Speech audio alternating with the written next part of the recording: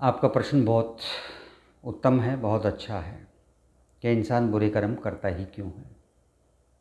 ये कहते हैं कि उसकी रज़ा के बिना तो पत्ता भी नहीं हिलता, तो फिर इंसान करने वाला कहाँ है। तो गलत काम, चोरी जारी और दूसरे लूटपाट, ये इस तरह के काम क्यों हो जाते हैं हमसे। लोग ऐसा क्यों करते हैं जब करने वाला ही कोई और है। लेकिन ऐसी बात नहीं है, करने वाला कोई भी नहीं है, हम हैं। वो एक ऊर्जा के रूप में, शक्ति के रूप में हमें बैठा है। मैं आपको ये पूरी अच्छी तरह से समझाऊंगा कि कर्म क्यों बनता है, कोई इंसान अच्छा कर्म या कोई इंसान बुरा कर्म करता ही क्यों है।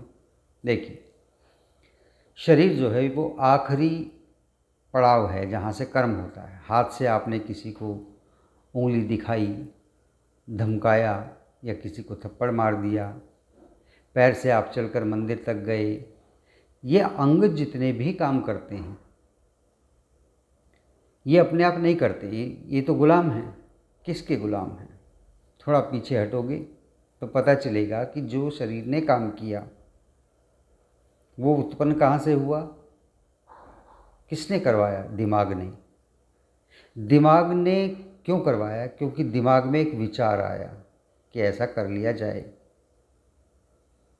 अब ध्यान से देखोगे तो विचार भी अपने आप नहीं आ सकता। विचार कहाँ से आया? मन से। आप उदाहरण के तौर पर लीजिए, आप किसी चीज़ के खाने के शौकीन हैं, तो वो चीज़ आपने खा रखी है, उसका प्रतिबिंब या उसका स्वाद आपके मन में अंकित है, और जब उस वस्तु को आप दोबारा देखते हैं तो आपका फिर मन करता है। मन विचार बनेगा और विचार आपसे काम करवाएगा।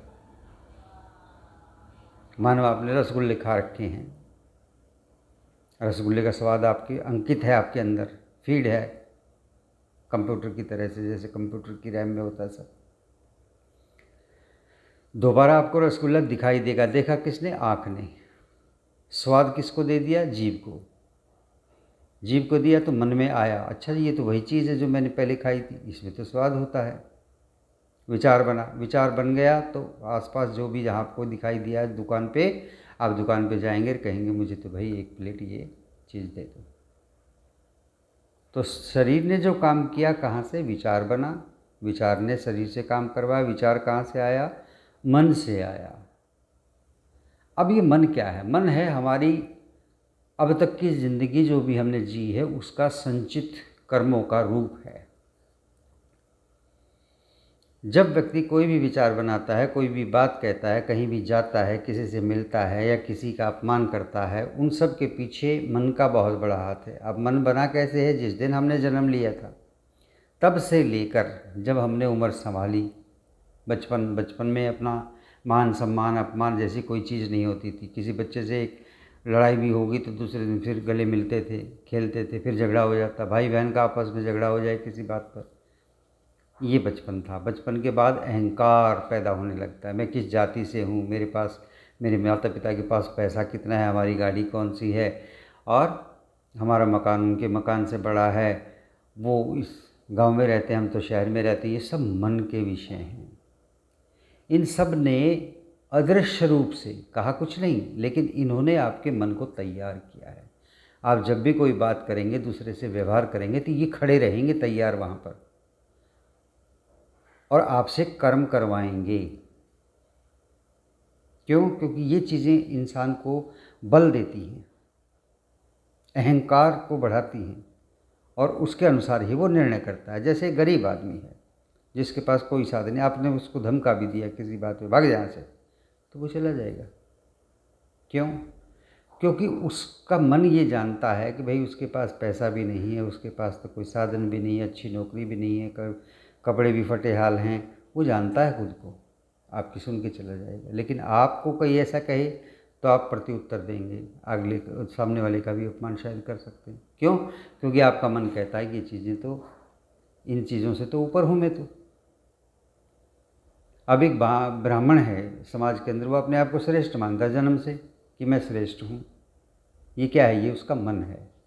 अगर वो ध्यान से देखे, सिर्फ इंसान होके देखे, तो दूसरा इंसान, भाई तेरी क्या ज़रूरतें हैं, खाने की, पीने की, सोने की, वासना की, जितनी तेरी ज़रूरतें हैं सामने वाले की भी हैं। हो सकता है तो चांदी की प्लेट में खाता होगा, वो अपना प्लास्टिक की या कि दूसरी चीज़ों में खाता है, लेकिन खाता तो वो भी, खाता तू भी है। बीमारी तुझे भी हो सकती है, उसे भी हो सकती है, परेशान वो भी हो सकता है, तुम भी हो सकते हो। फ़र्क क्या है? तो कहने का मतलब ये है कि इंसान को ये चाहिए कि मन से ऊपर उठकर क्रिया करे, क्योंकि मन संकुचित करता है। अब मन भी कहाँ से आ रहा है, ये भी एक प्रश्न है कि मन में आई ही क्यों चीज़ें? वो आई हमारी ऊर्जा से। ऊर्जा का मतलब है आत्मा, जो हमारे शरीर के अंदर है। जब तक ये शरीर के अंदर रहेगी तो इस आत्मा की ऊर्जा को, इस शक्ति को इस्तेमाल करके मन बनेगा। मन के अंदर आपकी भावना बनेगी, भावना होगी तो विचार बनेगा, बार बार बनेगा, और व्यक्ति उसी तरह के विचार के अनुसार ही अपनी क्रिया करता है। यही कारण है हर व्यक्ति का कर्म, हर व्यक्ति का उसका भुगतान अलग अलग है। एक चीज़ को हम अच्छा मानते हैं, सामने वाला उसको बुरा कह सकता है। हम कहेंगे माथे पे तिलक लगाना बहुत अच्छी बात है, दूसरा कहेगा ये तो ढोंग है। सबके अपने अपने विचार। हिंदू क्या करता है, गाय को पूजता है, मुस्लिम उसको काट के खा जाता है। हमारी नज़र में वो गलत है, उनकी नज़र में हम गलत हुए। तो ये अपने अपने मन के विषय हैं। मन से ऊपर उठोगे तो सब कुछ परमात्मा का ही बनाया हुआ है, सब कुछ। और इसमें सबसे बड़ा मंत्र यही है, मैं तो जहाँ तक मानता हूँ, और मैंने जीवन में इस चीज़ को अपनाया भी है और बताया भी है। जब भी सत्संग होता है तो मैं ये बात बताता हूँ कि जीव के ऊपर दया करना, चाहे वो छोटा हो चाहे बड़ा हो। आपकी जितनी भी औकात है, जितना भी आप संपन्नता है आपके पास, दया करो। भोजन दे सकते हो, पानी दे सकते हो, और सुविधा दे सकते हो तो दो। जीव दया, आत्म पूजा। और पूजा अगर करनी है तो अपनी आत्मा को बार बार निहारो, देखो कि मैं गलत तो नहीं हूँ, मैं अपनी ऊर्जा का, अपनी शक्ति का गलत प्रयोग तो नहीं कर रहा हूँ। कहीं मन के चक्कर में आके मेरी तो ये जाति है, मेरा ये देश है, मेरा ये है, मेरा वो है, इसलिए वो मेरा दुश्मन है, पड़ोसी ऐसा है, मैं ऐसा हूँ। ये सब छोटी बातें, इससे ऊपर उठो। वो भी इंसान है, हम भी इंसान हैं। ऐसी भावना अगर लाओगे तो आप मस्ती का जीवन जी सकते हो और अपने जीने पे गर्व कर सकते हो। और जब मौत आएगी तो मौत के ऊपर भी गर्व कर सकते हो। जैसे कबीर साहब ने कहा है कि ज्यों की त्यों धर दीनी चदरिया। मिली तो सबको है ये चादर, ये शरीर मिला हुआ है, लेकिन कहता है मैंने इस पर किसी तरह का दाग नहीं लगने दिया, मैं का, वासना का, इस तरह का कोई दाग नहीं लगने दिया। और मैंने तो जो की तो जैसी परमात्मा ने मुझे दी थी मैंने वापस लौटा दी। ये जीवन होता है। ऐसे जीने की कोशिश करो जब तक सांस में सांस है। कोई गारंटी नहीं है कि कल सांस होगी या नहीं होगी। लंबी चौड़ी ज़्यादा नापने की कोशिश मत करो कि मैं ये करूँगा वो करूँगा। करो, करते चले जाओ, आगे बढ़ो।